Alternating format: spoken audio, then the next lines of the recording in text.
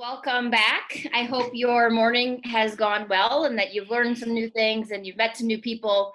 And with hope, you've been inspired by one of the leaders who you've heard from so far. You'll have another opportunity to be inspired by the 6 panelists that you're going to hear from over the next 45 minutes or so. This panel is bringing together 3 different partnerships. So it's a corporate leader plus a leader in a growing tech company paired up, and I'll introduce the pairs in just a moment. The panel has 3 primary objectives. The first is to reinforce the theme that we started talking about earlier this morning, that awesome startups exist in Chicago, and corporate leaders do not have to get on airplanes to go find them. They are here. You can ride, you can walk, bike, ride the L in a pre-COVID and post-COVID world, and certainly drive. Number 1. Number 2, successful partnerships between corporates and Chicago-based startups do happen, and we're shining a spotlight on 3 of them. But there are many more, and we'd like for it to happen more often. You heard this both from me, and you heard it from Brad in his opening remarks. And then the third goal of this conversation is to share practical examples and their lessons learned of how these corporate and early and growth stage companies kind of come together and how they actually work.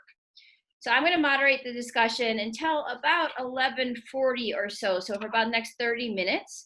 And then I'm going to open it up to all of you for your questions. So please actively use the chat function. You don't have to wait until we get to Q&A. You can start putting your questions in whenever you're ready. And with that, let me do a quick introduction of all of the panelists. I see 5 of them in front of me. I know the 6th one is here. I just don't see him on my screen right now. We've got Ben Schack, who is the head of U.S. digital partnerships at BMO Harris Bank, and Rochelle Gorey, who's the co-founder and CEO of SpringFour. Then we've got Mike Altier, who's the executive creative director at Alight, and Adam Wisniewski, who's the CEO of EX3 Labs. And Adam, I don't see you on my screen, but I know I saw you earlier. Are we good? Are you here? Can I see? There you are. I see you, Adam. Good to go. All right. And then thirdly, we've got Brian Hoff, who's the vice president of innovation at Exelon, and Chris Brown, who's the chief product officer at Relativity. So welcome, everybody. Great to have you here. Thank you for participating. I'm excited to get into the conversation. So as you guys as the audience is sort of listening to this, I want you to think about the corporates are all large and long established. The 3 companies, SpringFour, EX3 Labs, and Relativity, are at different stages. And I think that's an important sort of contextual point, where the introductions and when they started working, they might have been at one stage and now they're at the other, or they just might be further along. And I think that I'll ask the panelists to sort of tease out some of those elements to bring that to life for the audience. So to get going, set the context, I'm going to start with Ben, Brian, and Mike to kick off. And I want you to tell the story, like take 2 or 3 minutes for each of you to tell the story, the background story of the partnership. What problem were you trying to solve? How did you find each other? What are you currently working on? Those kinds of themes. So Ben, we'll go Ben, Brian, Mike. Great, thanks, Betsy. So hi, everybody. Happy to be able to spend some time with you today. We have been working with SpringFour officially as partners and customers since 2018, but we met more uniquely, I think, in 2017. So we actually met SpringFour as part of our startup mentorship program that we at BMO run in close partnership with 1871. And 2017 was our first year. SpringFour was one of the finalists chosen to be in that mentoring program, and actually was one of the winners that year. I myself, I watch over that program today in my current role, but back then I was just one of the assigned BMO mentors who was assigned to a company I never heard of at the time called SpringFour, and that's how Rochelle and I actually met.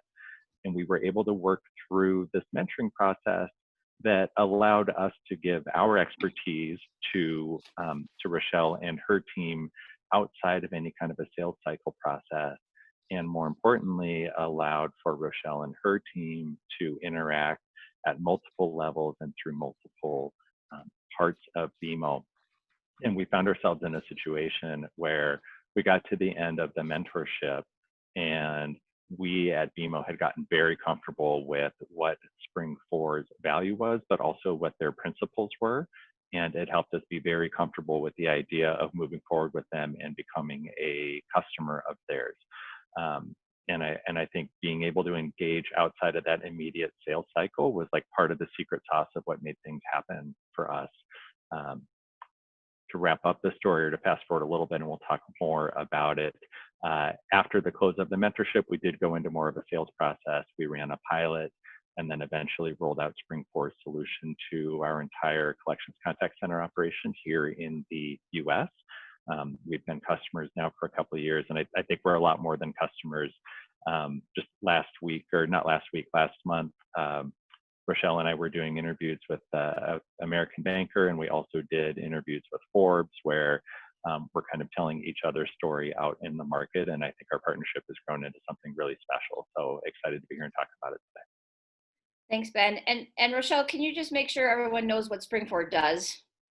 Absolutely. So yes, we are a social impact certified B fintech company here in Chicago. So essentially we work in the financial services industry to help lenders increase repayment rates. So we do that by connecting their borrowers to vetted, curated financial health resources in 30 different categories.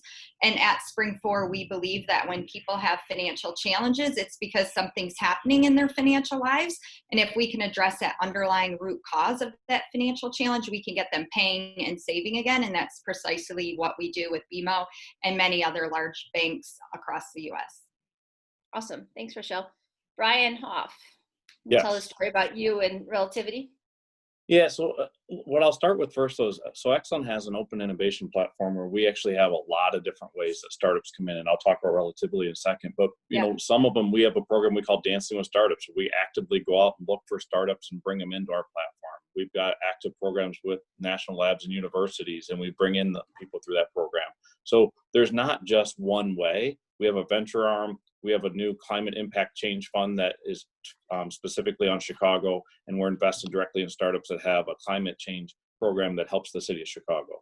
But on Relativity, it was really through a partner. So I think Chris can help me here, but I think we've been working together through a partner for about 6 years. And then more recently, we really were looking at some other cloud-based solution with Relativity One, and we started seeing that that was something that we really wanted to do. So within the last year, it's been more of a direct relationship. And then now there's net new products like Trace, which Chris will explain, that we're working closely with as this new product comes out, and even being that partner to tell others about, here's what we see with Trace and what our experience is to help them, you know, scale that solution. And Brian, before I go to Chris, you know, the fact that you've got this innovation platform and you're obviously do business nationally, does that innovation platform, does it have any sort of spots of density in it? I mean, do you see more, do you see activity coming into it from Chicago companies, or is it more coastal? Well, and here's the thing, and then Betsy and I've talked about this quite a bit, because we're a national company. I end up having programs in DC, Baltimore, you know, the West Coast, East Coast, all around, but I'm here in Chicago. So it is so much easier for me to do business with local-based Chicago companies. I don't have to fly anywhere. It's easy to, when we can, again, go out for lunch together or dinner or get together in events, that it's here in Chicago. So my density and my vision does seem to be more Chicago-based, even though we are broader, because it is where I live and I sleep every night. And it's just, again, easier to do business here. Great, thanks. Chris? Hey guys, yeah, so at Relativity, our mission is basically organize data, discover the truth, and act on it. We're a software company that basically functions in the e-discovery industry and compliance industry, and we help, and as Betsy might have alluded to in the beginning, we're at a little bit of a different stage. We're about 1,200 employees. We now support companies around the world in about 44 countries in either the corporate sector, law firm sector, government sector, and service provider sector. You can think of small service providers or partners that originally helped us work with Exelon to larger advisors like a Deloitte or a KPMG. As part of that and working with Exelon, as Brian mentioned, we've been working together through a partner for a number of years, and then as part of this transformation to the cloud that a number of industries are going, a number of companies have been going through for the last number of years. It's what's sprung up a lot of the startup community and this time of transformation. It also presented a great opportunity to align with what Exelon is doing in their overall IT vision, and they could take our product now in the cloud and own a bigger piece of it themselves. And so that was one of the impetuses behind working together. On the startup front, interesting, as a startup matures, one of the key elements for us has been not just providing the software that powers e-discovery and some compliance solutions, but to actually enable it as a platform itself that other startups can build upon. And so we have about 100 ISVs that build software and businesses on top of our platform. And some of them can solve different unique problems or challenges, some in different spaces. And so in the case of Trace, this was actually an internal startup that was built on top of the Relativity platform that we've been working with Exelon on in terms of rolling out. And the last thing I'd say as part of the co-partnership is it's been really great to work with a company in Chicago. We have developed a very large community of people in the legal and compliance fields, and Exelon and partnered with us has done a lot of great co-marketing and things like that that have been mutually beneficial to both parties. Great, thanks, Chris. Mike and Adam. Mike, we want to start? All right. So hi, I'm Mike from Alight. So when we started this journey about a couple of years ago, we were just divested from Aon. Right now, we are Alight. We're about 17,000 people across the globe, and we unlock enterprise growth with more future-ready human capital and business solutions. So that's a family of app services and suites that really do everything around work life. Now, when we got here, we're obviously a lot more technology forward. How we got here was actually with EX3 in 1871. So the leadership at the time, 3 years ago, saw that we needed to, once we were divested from Aon, that we really needed to bring all these disparate multi-billion-dollar solutions together into one enterprise, which is where we're at now.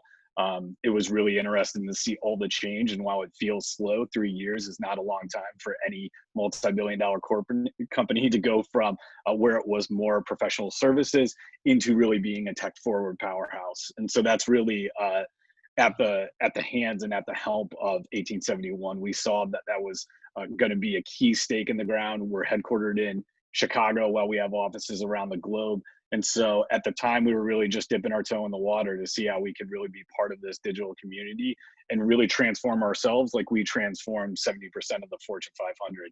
And so that led us to the introduction to EX3 Labs.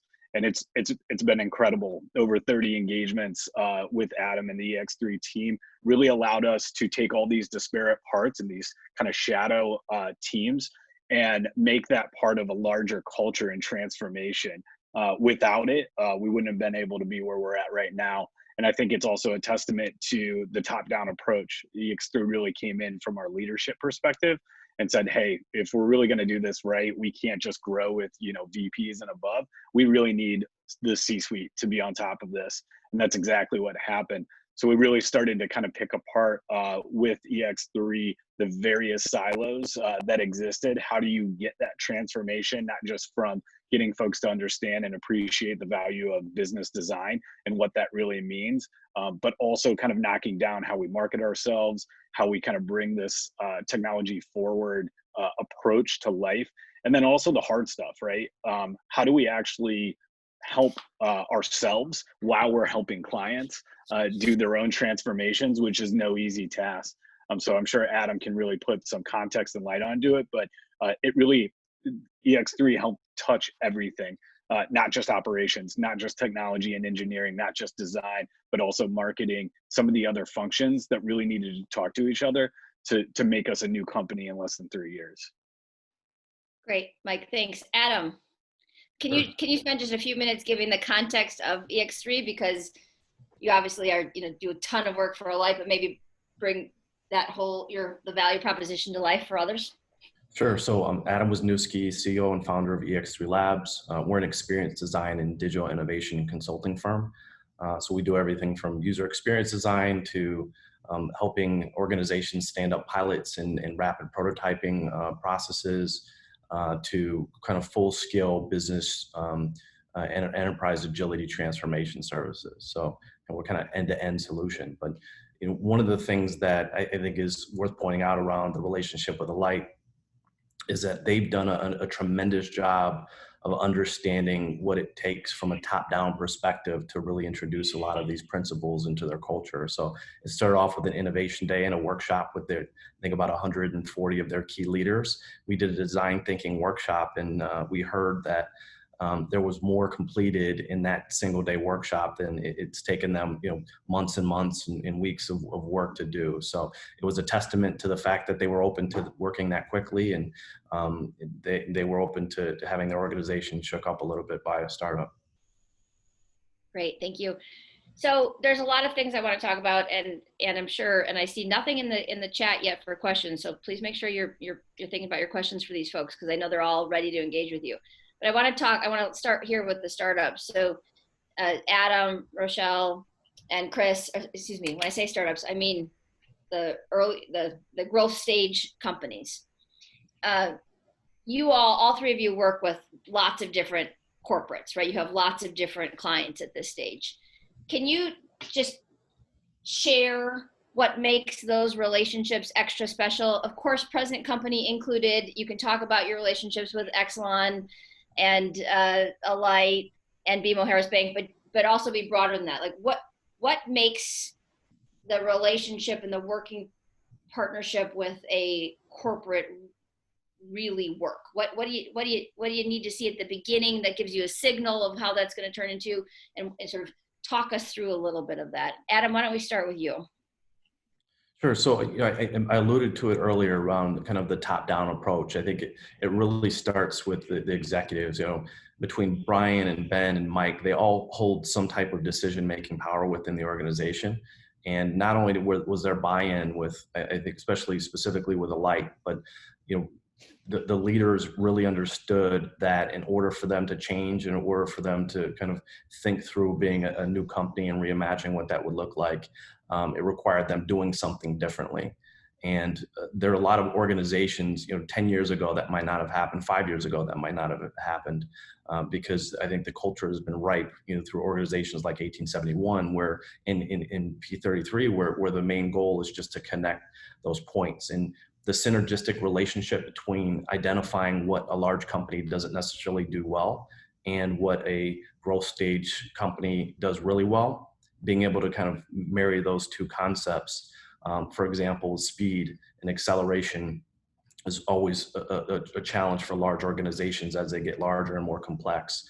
So really kind of figuring out, one, losing sight of that over time periods, and figuring out how to anchor a lot of the leadership team's thought processes on how to include those changes within the organization. So we had a saying that we said at the very first workshop with Alight, that if a picture's worth 1,000 words, a prototype's worth 1,000 meetings. That every time I see somebody from Alight, the hundreds of people that I've interacted with Alight, they always repeat that back to me. And that was said on day one. That it's a philosophy that EX3 Labs has. And since then, they've done a great job. And Mike has really spearheaded that, not only with continuing to push that philosophy within his own team, but across the entire leadership group at Alight. Great, thanks, Adam. Chris, what about you? I think in general, obviously the relationships mean so much. I think if you're a startup, you're essentially aspiring at some level to be a bit of a corporate yourself. Yeah. And so I mean, one of the things that's great about building a relationship with a corporate is similar to just kind of the humanness of learning from somebody else. I think when you look at somebody like Exelon, you're looking at hundreds of years of excellence and development of an idea into a business, into multiple lines of business. The way that you build relationships into profitable partnerships in the case of, because ultimately somebody like Relativity is looking to solve problems for corporates and provide our software to more and more corporates, they just present such amazing learning opportunities. They present opportunities at just the level of how should you shape your product. They present opportunities at how should you evolve your own internal practices. What are the types of executives you might want in your own organization? They present networking opportunities for you.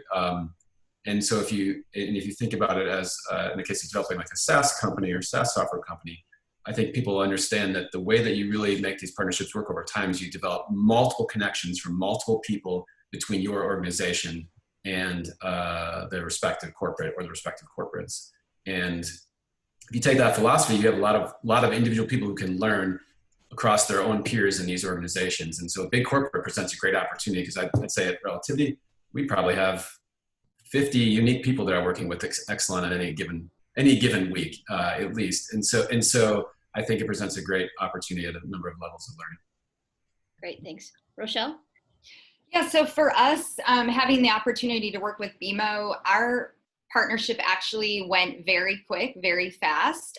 We have worked with other corporates and it's taken a long time to move to a signed contract, but with BMO, things accelerated and moved very quickly. And I believe that's because, one, BMO Harris dedicated their executive teams and leaderships to not only the FinTech program, but then seeing what came out of that and wanting to go forward and move to a business relationship, and then trust and relationship building. So we have always, as a company, worked very hard to differentiate ourselves when working with financial institutions, that we don't want to just be your vendor. We are in a relationship with you. We are in a partnership with you.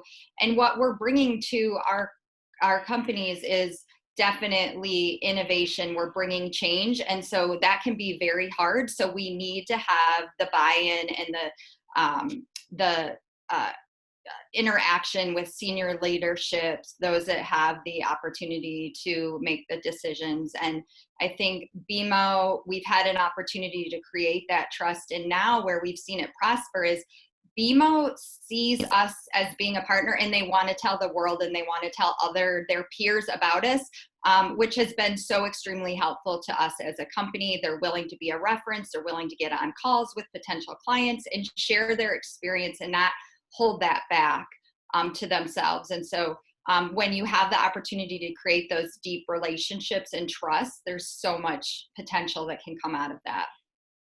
Great. Now, before I have a couple of questions for the corporate leaders as a starting point, but before we do that,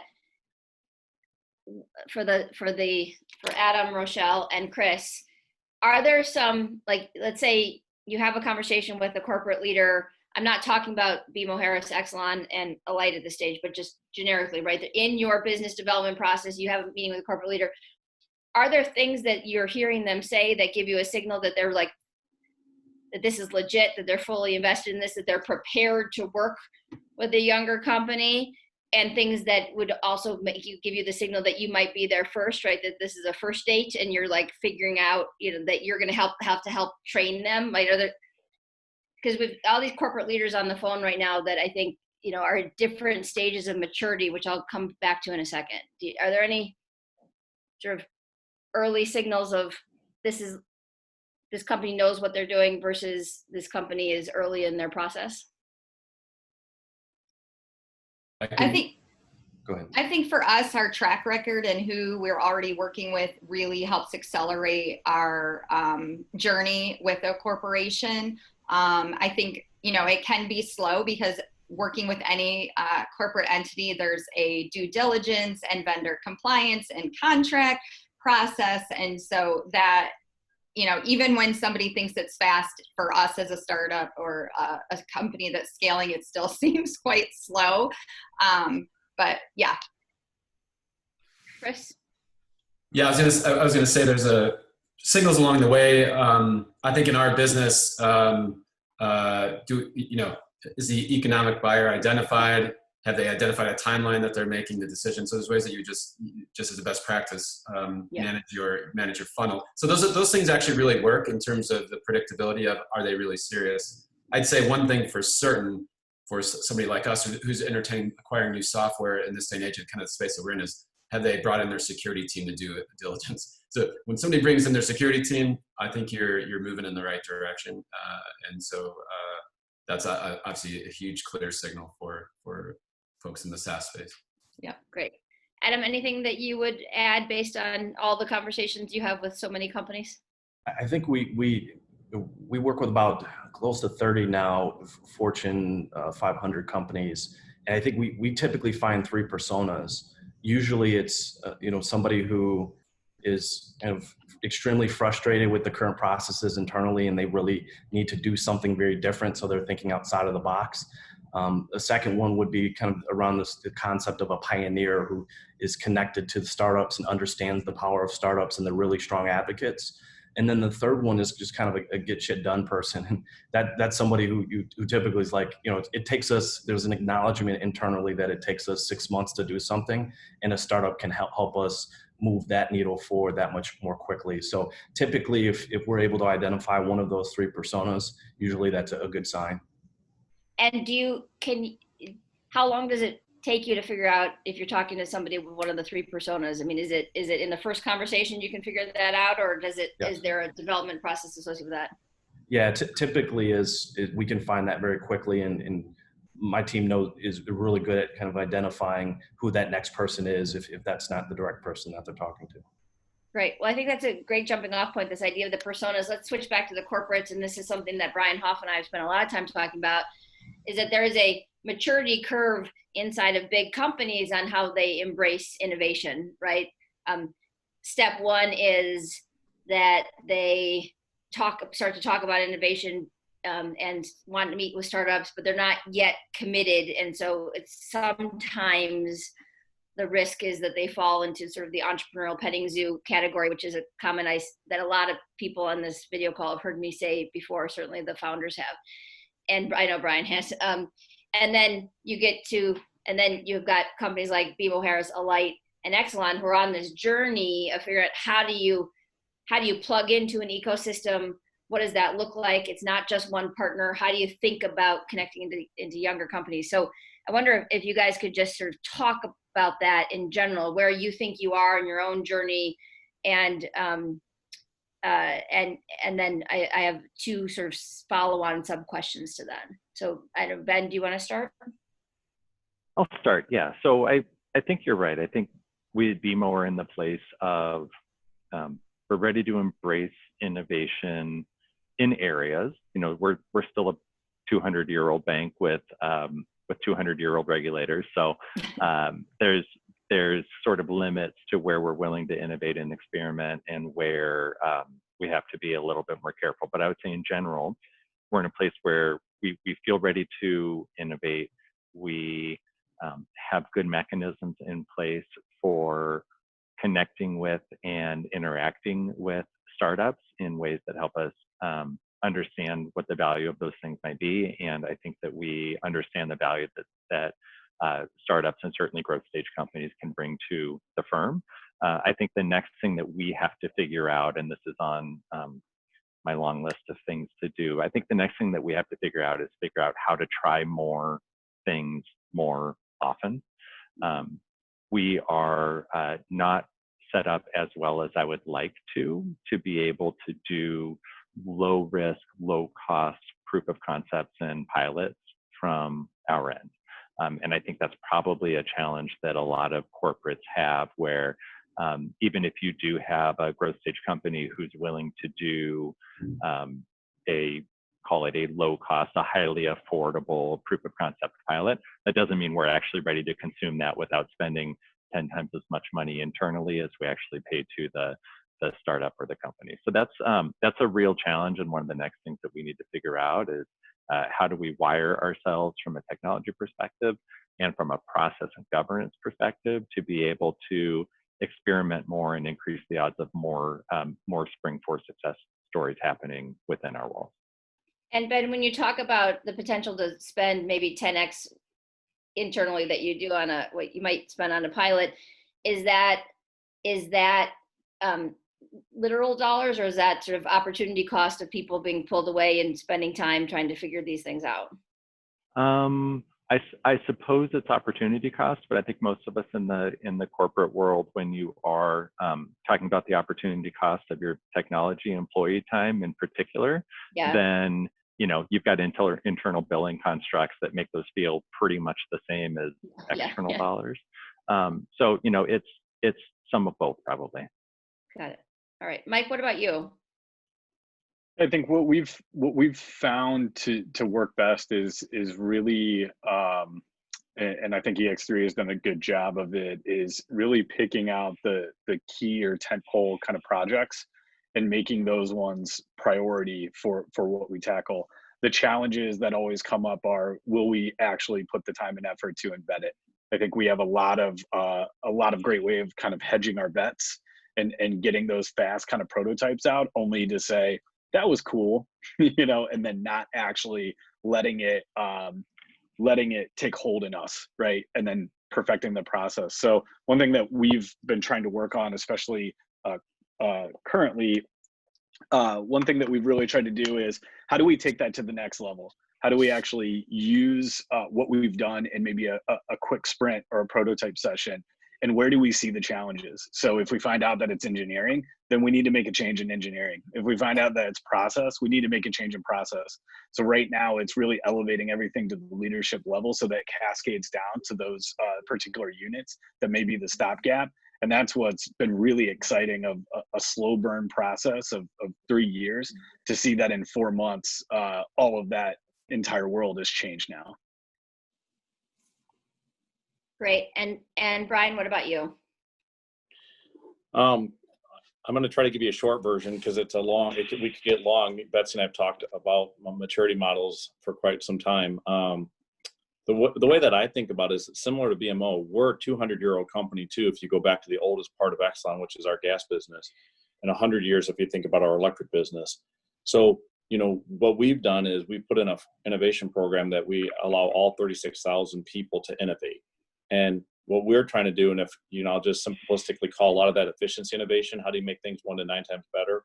And then, you know, we really look at what are those problems, and we think, what are the problems that we can solve internally? What are the problems we need research firms? What are the ones we need startups, other companies? And we really think about how to connect everything into solving problems Exxon has to help us to continuously reinvent.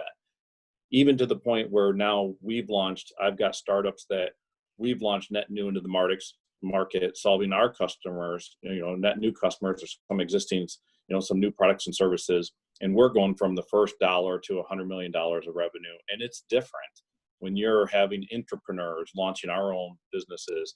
And I think that was one of the, you know, later phases in our maturity curve that we did as we went after that, because we kept thinking, why are we just, you know, plugging into all of these startups? We think we could create some. And jury's still out, right? Like, where are we at with those? I'm pretty proud of them. I think they're moving. I'm proud of all the startups we work with. So, you know, I think I've been leading our innovation program at Exxon for about 7 years. And, you know, I think we've gone a long way. I think we have a long way yet to go. Great. Thanks, Brian. I'm going to go to the chat. There's a handful of questions in here. We're going to start with the first one. This is also a question to the corporates. What is the lesson that is in quotations in the chat here, is too often learned the hard way, that you could share with startups or growing companies on what it is like to collaborate with your company? I can start, Betsy. So everybody's kind of touched on the time that it can take to actually get to a signed contract with any corporate. Rochelle was kind enough to say that we went quickly with SpringFour, but that doesn't mean we've gone quickly with everybody else. I think a kind of a double click on that, though, maybe something that not everybody realizes is, you know, how do you define what a yes actually is? And I think maybe we've had early stage companies where I think it probably seems highly likely that you're going to get to a signed contract because people have said notionally yes along the way, only to find out that the actual yes doesn't come until much, much later, and sometimes it doesn't come. And so I think just being kind of prepared for the journey, which will include not only the kind of alignment on key principles, but also the due diligence and the contracting and the MSAs and the SOWs. Like, you're not at a real yes until all of those things are done, even if a person who seems to be appropriately senior is lined up behind the idea to support it. So I think really kind of figuring out the map of what's between you and a real yes, the true yes, including the decision makers, which Adam touched on quite rightly, but also kind of what are the process steps, and who does even a very, very senior person in the company, who do they need to agree before something real can happen. So I think not getting the right insights and getting the wrong expectations there is maybe one lesson that's been hard for some to learn. Well, and if I can add, I think, you know, we've got contracts that we put in with startups that I've seen us put in less than 30 days. Then I've got contracts we put in that have taken us 8 months to a year, right? And some of those are 200-page contracts, but it's all the scoping. What's the problem you're trying to solve? How do we scope it? How do we limit it? How do we get it to that, you know, pilot, you know, that we're talking about? And I hate free pilots. I mean, because I actually think that the startup should get paid something. We put our own money in. I help make our businesses put some money in our time, because we're going to go do some work together. Everybody should get paid something in this. So there's a lot of times I really push back on free pilots, just feel like no one's going to be that committed. So it is really define the scope, make sure everybody's getting something in this, because you're about to go down a pretty serious relationship. I think a build on what Brian was saying and what Ben touched on is what we found to be a hard lesson is that you can't pitch the same people the same way. So even if you have that, and I think Ben, you were talking about it, even if you have the nods in the room, once it gets to the certain leaders with the pocketbooks, all of a sudden it's got to be really buttoned up. It's got to be really tight. And that's a lot different than when you're, you know, with the disruptors who are trying to create fast lanes through procurement. So it's just kind of knowing or navigating the corporate space in a way that gets you to yes faster. Right.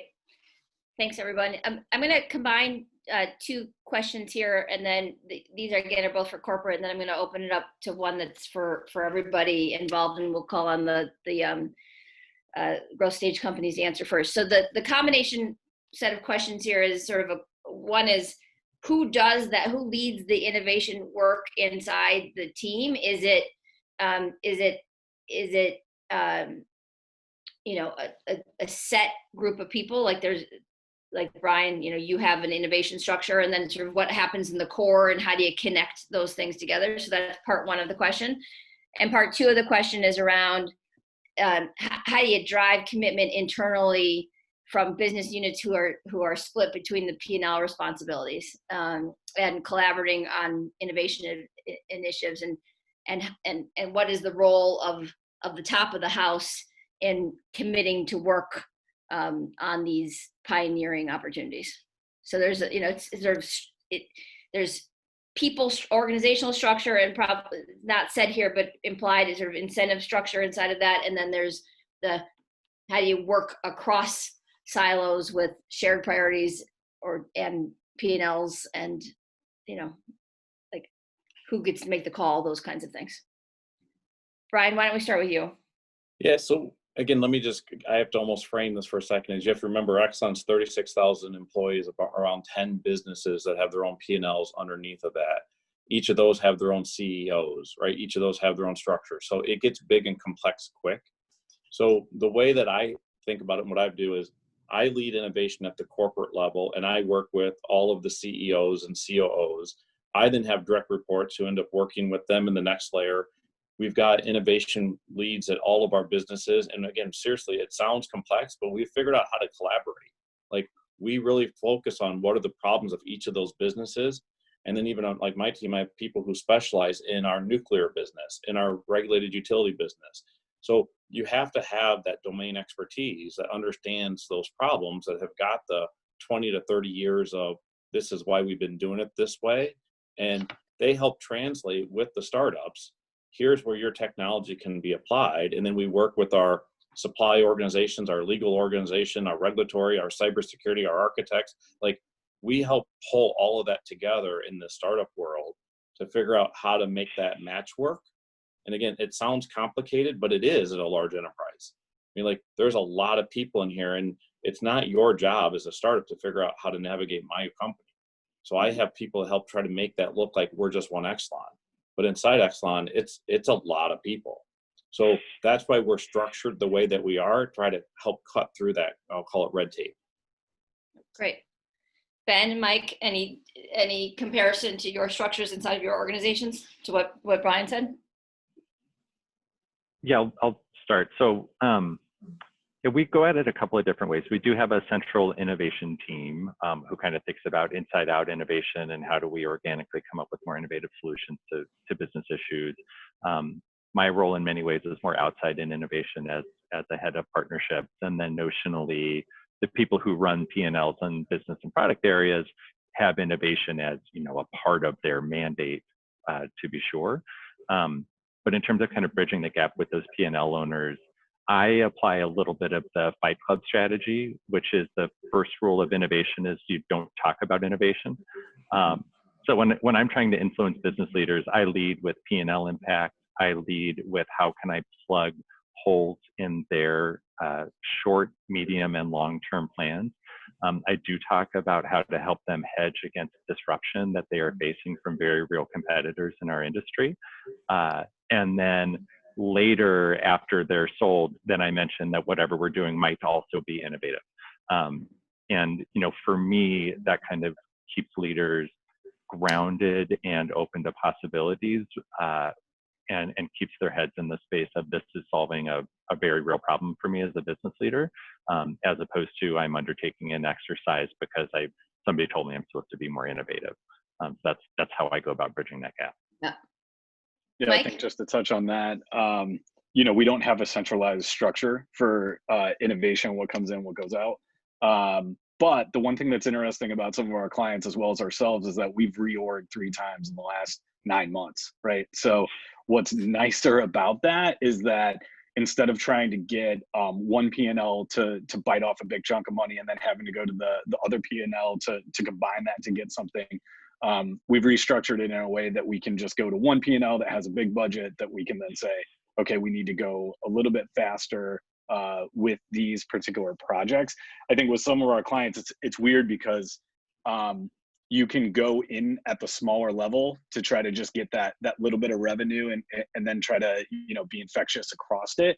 The only issue with that, and we're dealing with it ourselves, is that once they reorg to actually make that fast lane, then all of a sudden you're like, I took all this time, I did all this effort, and now all of a sudden there's a bigger RFP that's coming out that I could have just waited, right? I could have just waited until they got a little bit more mature and organized in a way that'll make it bigger.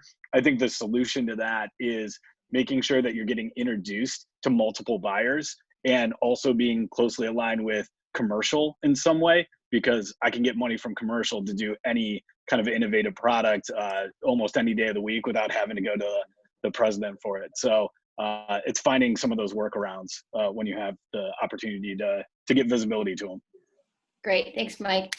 So for the earlier tenured company, growth stage company leaders, as you think about having conversations with companies that you don't yet have a relationship with, and if you could ask them, you know, 1 or 2 questions that would give you a sense of what the opportunity actually might be, do you have a sense of like what those couple of questions are? I'd love for you to share it in the form of sort of feedback for all these people that are listening. Like, what helps you determine if what you're working on is a good match to what problem statement they're saying that they have?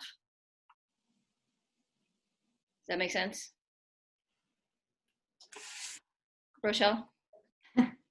I was trying to think about how to answer this. So we're in a unique position as a company right now due to COVID-19 and the pandemic. So we created our company to help people who are experiencing financial challenges. So where are we today? Almost every American is experiencing a payment challenge. So I truly believe there is no company or organization that we could not work with that could not benefit from what SpringFour is doing. And in fact, we're starting to work with employers who are understanding and recognizing that their employees' financial health is super crucial to that company's success and productivity. So, you know, we have launched with Levi's Red Tab Foundation. They make SpringFour available to their employees now. So I guess our question is, whether you are, you know, receiving payments from, you have a customer base that you're receiving payments, or you have employees that are experiencing financial challenges. If the answer is yes, it's simple. Then let's talk, let's work together, because we, without a doubt, are going to bring success to your customers, to your employees, and we're going to reflect positively on your brand. Great. Adam? So I think in a more broad sense, most of the EX3 Lab team members are what we consider design thinkers. And essentially what that means is that we use design and technology to apply creative problem solving to business challenges. And I think from just by the nature of a smaller company, what you're going to typically get from a startup or from kind of mid-sized company is a little bit more ingenuity when it comes to those problem solving, because that's just how we operate. A lot of organizations are in this scenario where, because of the red tape, everything from process to delivering digital products and solutions is like trying to drink coffee with a fork. So part of what our focus is to help companies think through those challenges. I'll give you a perfect example. When COVID hit, all of our clients were coming up to us and saying, how do you handle this? And most of them had some scenario for remote collaboration tools, but they were still underutilizing a lot of the existing tools. So we helped, probably in the last just 2 months alone, over 36 companies help stand up their Microsoft Teams site. This is something that was sitting on the shelves. They all had license for, but none of them really know how to activate it and really get the most out of it. And that was something that, 3 months ago, that wasn't a service that we offered. That's something that we do a lot of today, just the remote collaboration, remote workshops. What it's resulted in is a lot of corporations have been able to get rid of some of their unused licenses just by not having that digital redundancy between tools. Things like that, I think it's important to note that if you're dealing with any problem, and this probably goes back to the P&L statement, is that, rather than kind of hunting and pecking for money, making sure that there's a certain amount allocated for innovation for every single department every year. And a certain percentage of that, you should strongly consider thinking about having a team of kind of startup ninjas to help think through those scenarios, because there's some ingenuity that can be applied. Great. Chris, what about you and relativity? Yeah, hi. I'll just try to keep it succinct.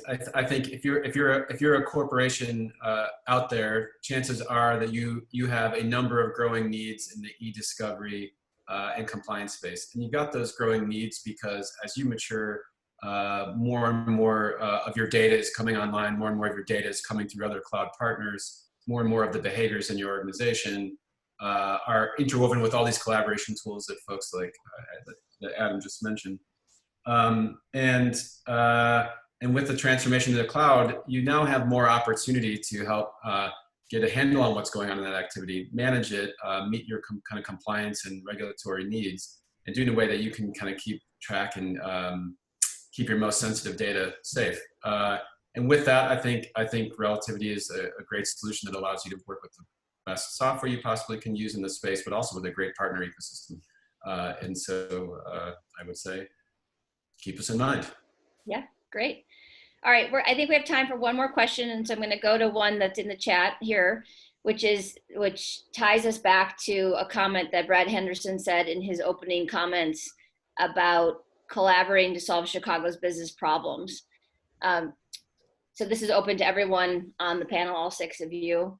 Any insights on the best ways to partner to draw on mutual strengths or obstacles to overcome in serving this broader agenda?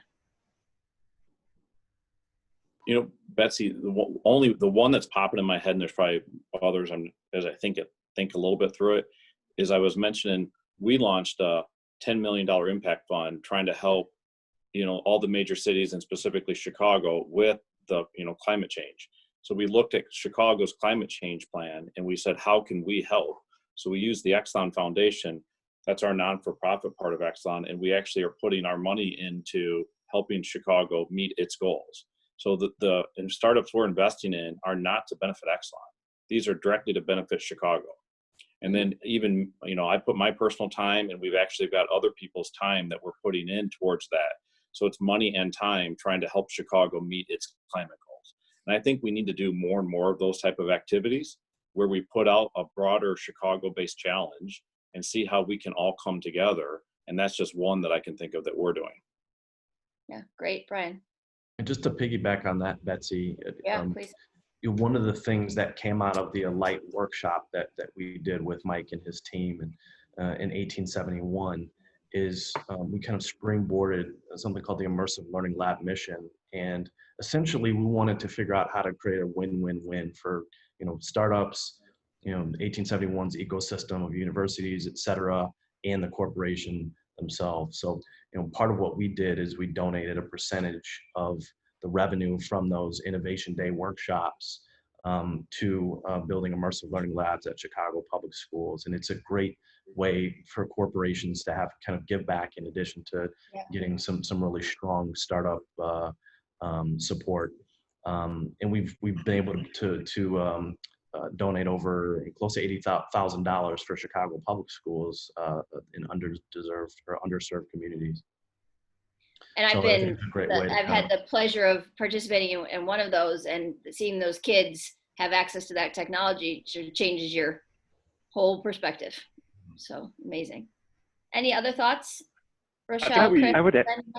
Ben, go ahead. Yeah, I would add something. So I think even in corporate environments, a lot of us, we've got constraints as well, right? So we've got limited budgets and we wish we had more. It takes us a long time to do approval cycles and we wish it was faster. But I think, for all of the corporates in the room, remember that as a large corporation, even if you don't control the resources that you might like to make a big impact, do remember that as a large company, you've got a platform and there's things that you can do to make an impact on big things that matter just with the power of that platform. So maybe it is helping a Chicago-based company grow because you're willing to get out there and talk about them and talk to your competitors about them, like Rochelle mentioned earlier. Another thing that we're doing within BMO and with 1871 is we've relaunched our startup mentorship program as WMN FinTech.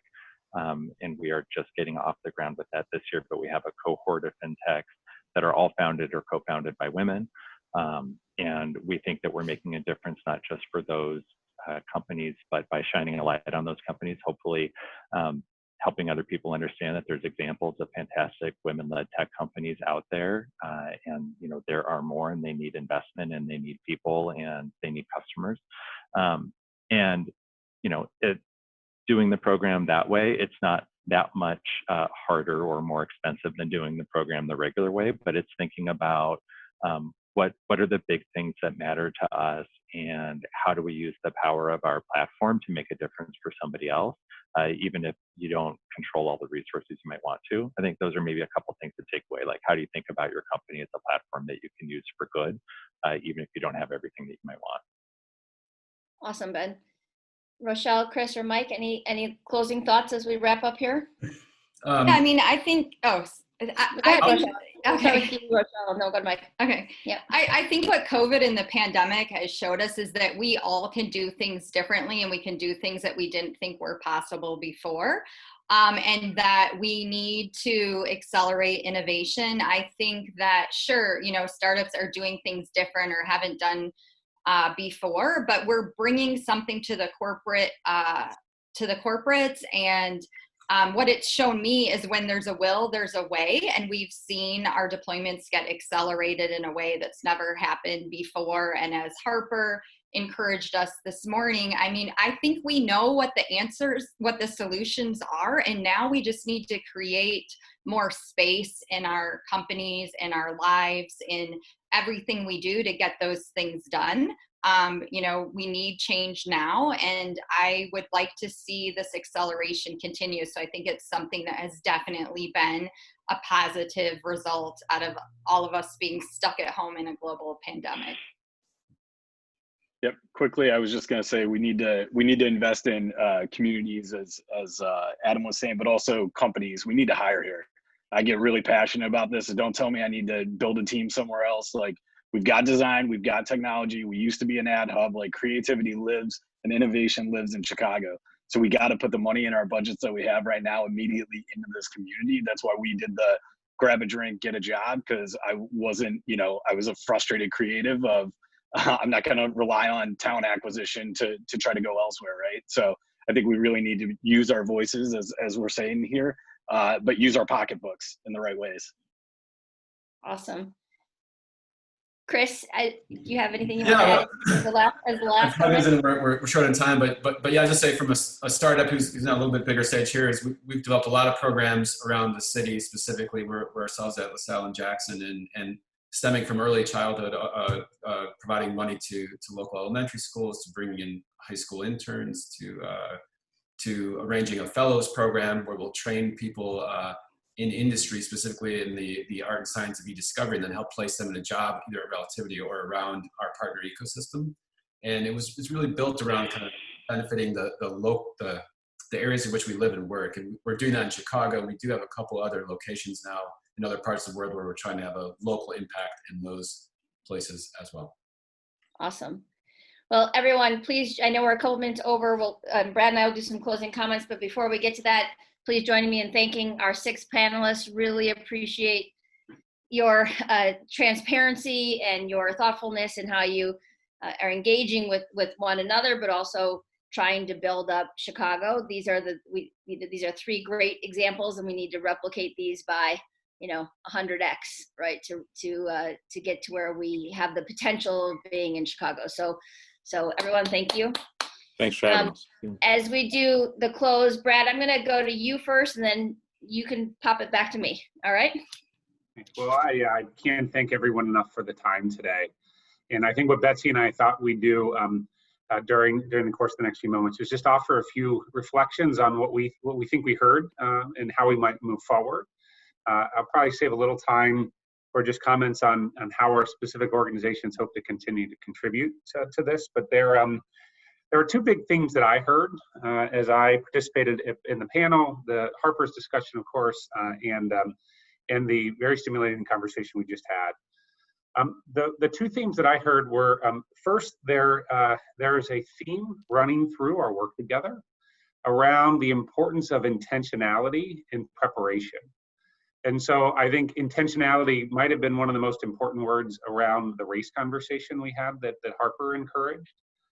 The notion of hoping for something to work and taking a random walk to get there is far less likely to yield the results that we need than really having a sense of why and preparing how and making it happen. And I think that was definitely true in the growth conversation that I participated in as well. So the notion of a startup and a company working together as maybe we'll see if something happens, as distinct from really saying, what is the problem? And getting that problem stated in a language that a company understands.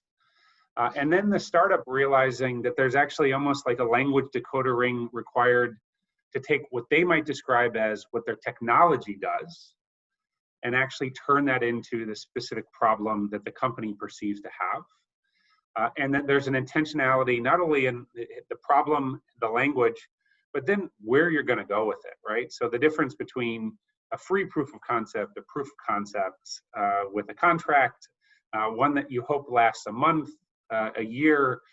I think there's just something about this distinction between, I'm an optimist, but my optimism sometimes is wishful thinking. That's definitely been true in racial justice issues in my life and my career, as well as work I've done throughout my career between startups and big companies. And I think one of the big themes I heard was replacing wishful thinking and cheery optimism, which we need a little bit of cheery optimism when things are tough, but to be very rigorous, actually, and very intentional. And the notion of rigor and innovation aren't always 2 words that come together. But I heard a sort of a call for a need for rigor to make sure we're really clear on what we're trying to do. So that was the one big theme I heard. The second one that was a bit of a subtext, but I really took to heart as I took my notes, is the potential in diversity. And I, unfortunately, in a lot of ways, it's the untapped potential of diversity. But the potential in it. And I heard it in 2 ways during the conversations today. The first is if we just think about it from a pure business perspective, What I heard in the conversations were, and even just the numbers that came out, 3,200 startups. My guess is if you walked through those 3,200 organizations, you would find a novel solution to many, if not most, of the really pressing business challenges facing nearly every company. Right? That is a lot of good ideas spread across a lot of different topics. It is a rich, diverse set of ideas to tap into. And then, you know, if I think about in my career, just traveling around the country and around the world, most cities have a thing they're good at, right? They're great at aviation, or they're great at textiles, or they're great at tech, or they're great at some specific, typically sector. And we all know the data in Chicago that says, I think the largest sector in Chicago of any particular one is 12%. And as I just heard the people from the larger companies talk today, I just was blown away by the diversity of that, right? You have in BMO, one of the most forward-looking financial institutions in North America. They have a big presence here, which means there are lots of smart people on topics of capital markets and retail banking and wholesale banking in our midst. At the same time, you have a company like Exelon and the many business units that they have. And so everything from clean energy to generation to distribution to serving retail customers and energy. We are very blessed with our 40 large companies. They are diverse. Caterpillar is working on very different things than Allstate. Allstate's working on very different things than Northern Trust. And so when I think about the 3,200 plus 40, and then I lop in sort of all the other mid-sized companies that sometimes we forget about a bit. If part of innovation is actually having two very diverse perspectives come together to find a new way of doing something, I think we're in a good position. But clearly we're all here today because we think we can do more. And so that was one of the other themes I heard. And I think that was particularly true in the comments around diversity in terms of gender and color. And so that'd just be the last comment I'd make, Betsy, is we do live in a diverse city. We have some really promising, just the percentage of women founders active in our tech community and active at 1871 gives me hope. But hope, again, is not the same as a strategy. And so to me, I think a lot of what I heard today was just more excitement and a bit more of a call to action to tap into our diversity, to make what right now is more of a statistical observation that we have diversity in our midst, and actually make it something active and valuable. And a lot of that is about reaching out and finding somebody who looks different than you or has a different idea than you. And that's the big takeaway I heard from the conversations. Great, thanks, Brad. I agree with everything that you said. Some of your comments are things that I wrote down, particularly around being really clear the challenge of going second. I'm sorry. No, that's fine. It's totally fine. I'll add, but this clarity of what problem are we solving, the need for intentional action is clear. I think the other two or three that I would just mention is this notion, and Brad, you mentioned this at the very beginning.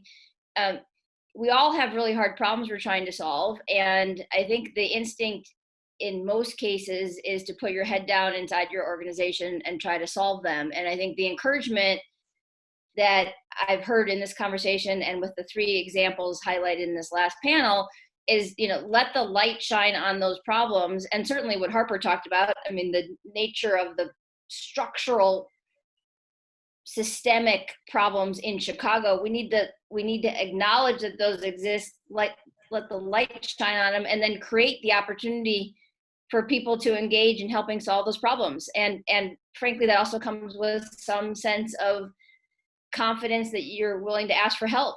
And for some of us, that's hard. And so that's an encouragement moving forward from my perspective. I think the second one is this, I think it's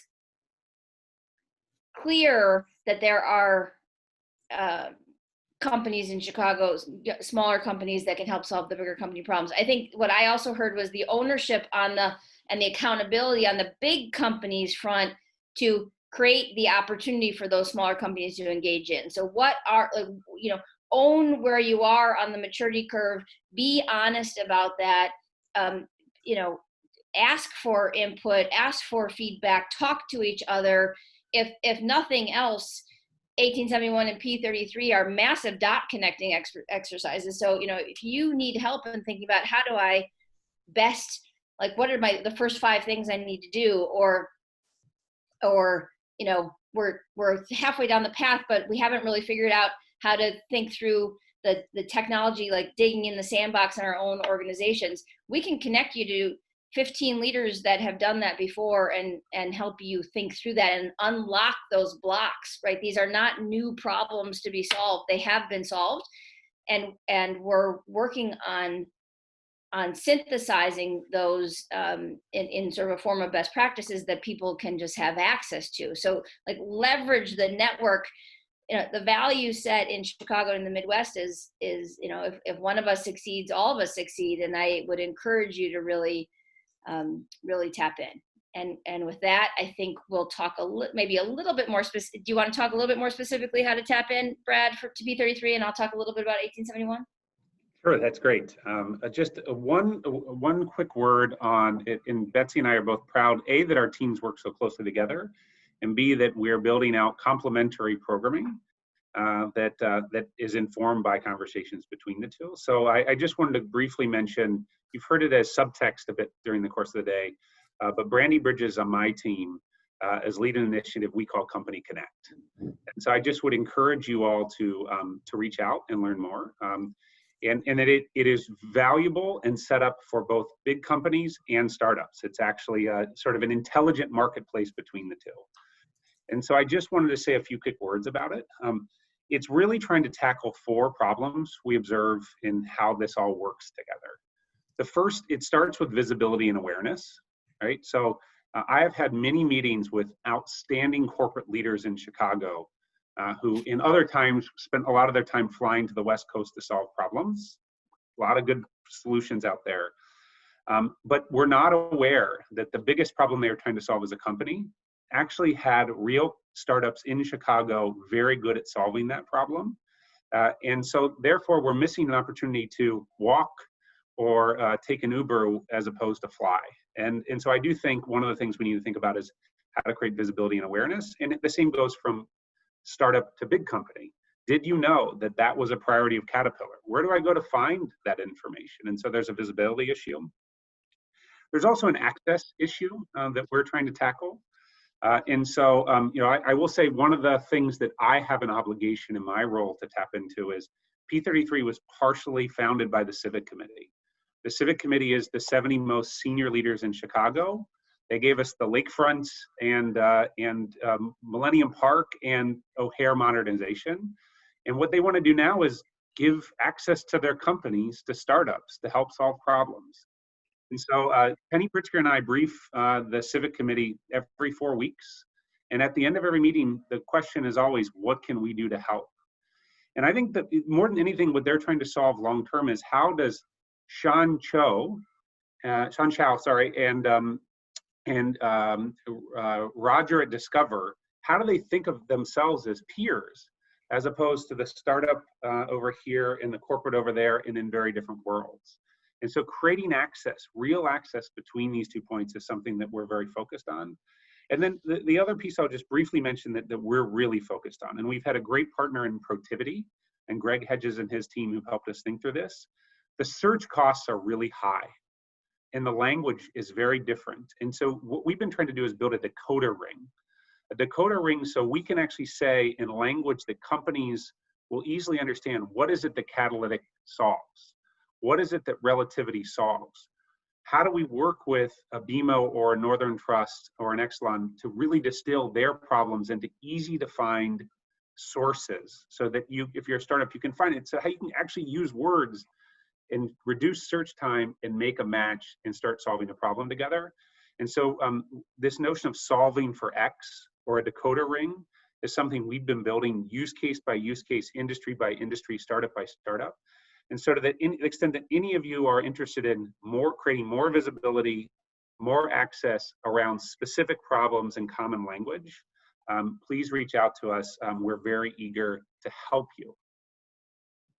Awesome, Brad. Thank you. And I think from the 1871 perspective, and again, some of the stuff we do is similar to what P33 does, but I want you all to think about this, and I know Brad shares this perspective too, is that we help P33 and 1871 help each other. So Brad and I, text all the time, and Brandy and members of his team with members of my team. So these are complementary services and support opportunities for all of you out there. And in an ecosystem, if you're building an ecosystem around you, you need lots of players in that ecosystem. It is not just one connection. So I just think about that. We're not the only two.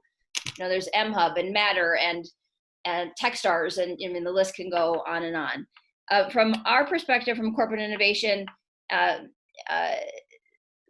we think of ourselves as being a problem-solving partner to all of you. And so the way that shows up is in a couple of different forms. It shows up in these conversations about real deal flow discussions about this is the problem that you're having, and we scour and help put companies in front of you and your leadership teams that might help you solve that problem and reduce that search cost that Brad was talking about. We have private accelerators that we run, like the one that Ben talked about for women in fintech that we're doing with BMO Harris, and we've got broader corporate memberships. So if my team stands at the ready to be helpful to you in thinking through any of those opportunities to connect. And again, we talked earlier when Harper was talking about a aggregated place to capture information on how to really help support Black-led companies, Black founders, neighborhoods across Chicago, resources on how do you best work with a younger company. We serve as that aggregation point, and we stand ready to help you in any of those kinds of conversations. I did want to just end with a handful of announcements on upcoming events, and there might be a slide that's being shown, I'm not sure, but our Wisdom Showcase, which is the showcase of all of our female founded startups for the cohort number 10, is on July 14th. That will be virtual. Encourage you guys to sign up and participate in that. It's always super fun, high energy. We have a technology forum that was typically run by the ITA, the Illinois Technology Association. Now the ITA is part of 1871, as I think you're all aware. That technology forum is happening on Thursday, July 16th, and it will focus on themes including artificial intelligence and cybersecurity. We've had a series of virtual conversations over the last 16 weeks with respect to innovation strategy, featuring people like Brian Hoff, who you heard from today, and Samir Mayakar from the city of Chicago. We are looking at a bunch of other concepts like Bridget from Shed and Megan Ross from Lincoln Park Zoo and what they're doing. I understand that the rhinos at Lincoln Park Zoo now have their own cameo. For those that are familiar with Cameo, you can get a cameo with the rhinos from the zoo. And then we've got opportunity to engage on a 4-part learning session on artificial intelligence and data science with Alex Kostrunas of Inno Architect, and that's starting in August. So I hesitate, but the list goes on and on and on and on. And then I believe that EX3 is kicking off a program on August. So Adam Wisniewski, who you just heard from, kicking off a program on August 3rd. That's at a virtual event series focused on robotic process automation. And that'll be really exciting. He and I talked through that last week, and he's got a terrific lineup there. EX3 has, like P33 was our partner for this Corporate Innovation Summit. EX3 is going to be our partner for the next Corporate Innovation Summit, which will be in late September, early October. Adam raised the question to Harper earlier about how do we make sure that the diversity of the executives in these programs represents more of the city of Chicago. And so we will be actively working with Adam to support, not just Adam, but the whole team will be working in partnership with EX3 to make sure that the executives that have the opportunity to attend discussions like this better mirror city of Chicago, or as Harper said, better mirror the internet, right, which is all of us. I think that those are the big things. Colleen, did I miss anything? I suppose there's a slide in front of you that has the next steps on the survey, the connection survey on how you might plan on connecting with some of the companies that we highlighted today. And there's also a survey that's going to go out to get your feedback. I know that is very listy. I apologize, but there's a lot going on. No shortage of things to connect in. And looks like in the chat, Brandy just put the link in the chat as well, in case you want to just grab it now. With that, I'd like to, Colleen, have I missed anything, or should I go to the close? Go ahead, Betsy. You got it all. All right. So I just want to thank all of you for your participation. I want to thank all of our speakers today. Without you guys are the ones that brought this whole discussion to life and led to insights that allow us all to move forward in more productive ways. So thank you for all of your contributions. Thanks to all of those of you in the audience and spending 4 or 5 hours with us. Thank you to P33 for your partnership in delivering, in particular, Brandy and Rebecca, and thanks again to all the members of my team that helped pull this off. I hope you have a wonderful weekend.